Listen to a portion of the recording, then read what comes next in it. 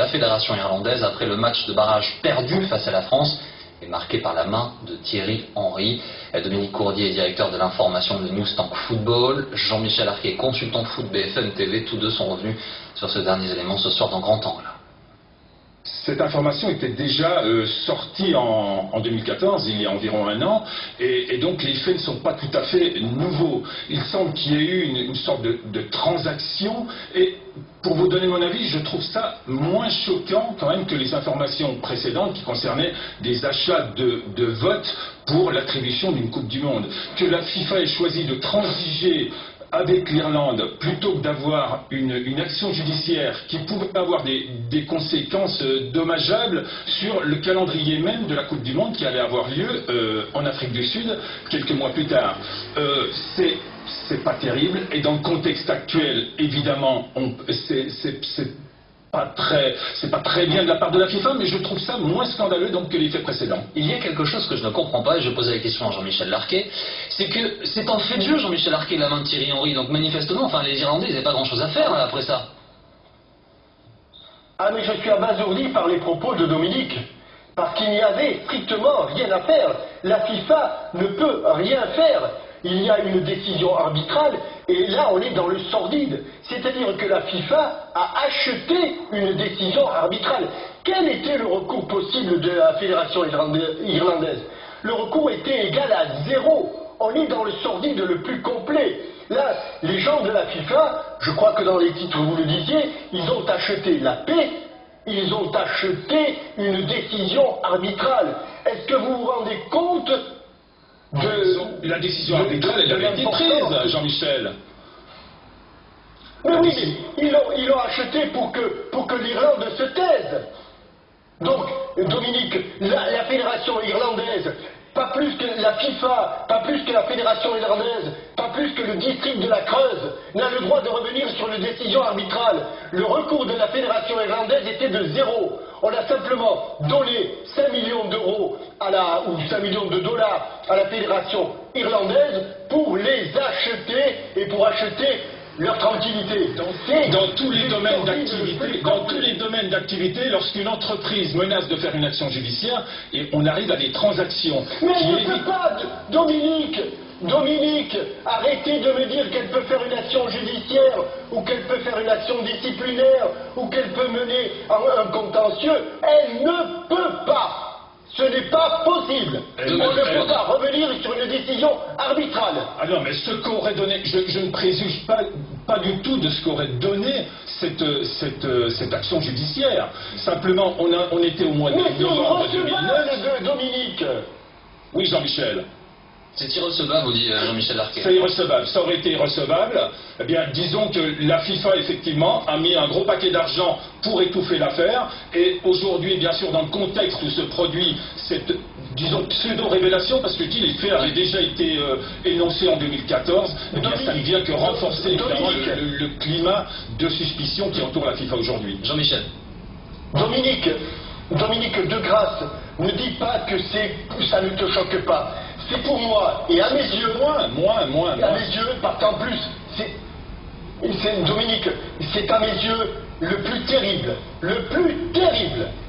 Pour moi, c'est ce qu'il y a de plus condamnable vis-à-vis de la fédération, et en plus, vous l'avez dit, ils l'ont reconnu.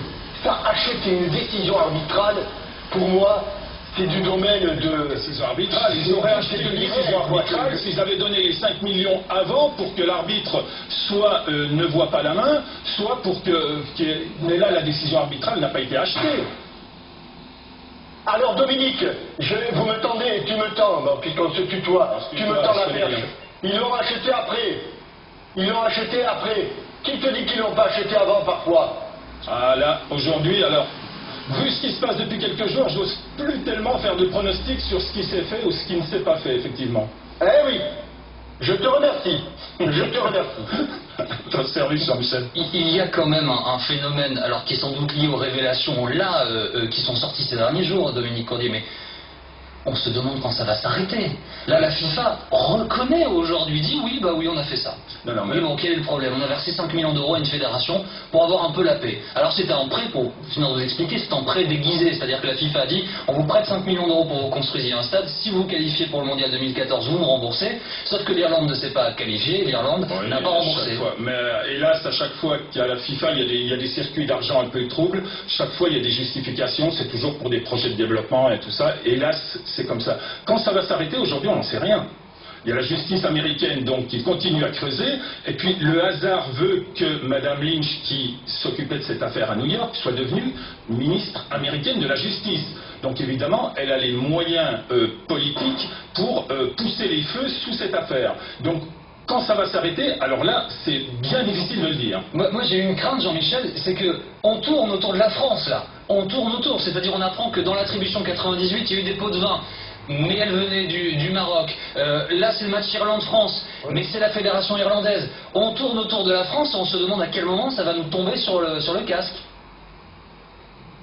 Je n'y crois pas, je ne crois pas. Je pense à l'intégrité des responsables de l'époque. Je pense, et je mettrai ma main à couper. Alors là, ce serait un tsunami, un séisme si j'apprenais le contraire.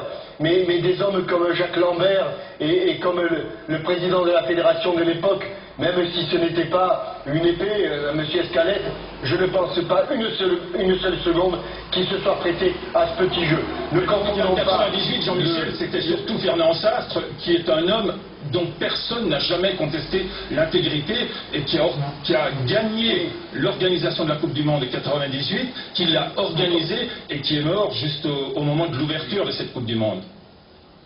Et pour Dominique, je ne parle pas des morts, contrairement à la Fédération internationale, qui parle même, elle, de M. Rondona, le président de la Fédération argentine. Bien sûr que M. Sastre était une personne absolument remarquable. Je parle simplement du président de la Fédération française de l'époque. Et pour avoir rencontré Jacques Lambert aujourd'hui, il affirmait que... qui était à la tête du comité d'organisation. Hein. Voilà, et qui était directeur général de la Fédération lorsque la France a obtenu l'organisation en 2010 de l'Euro 2016.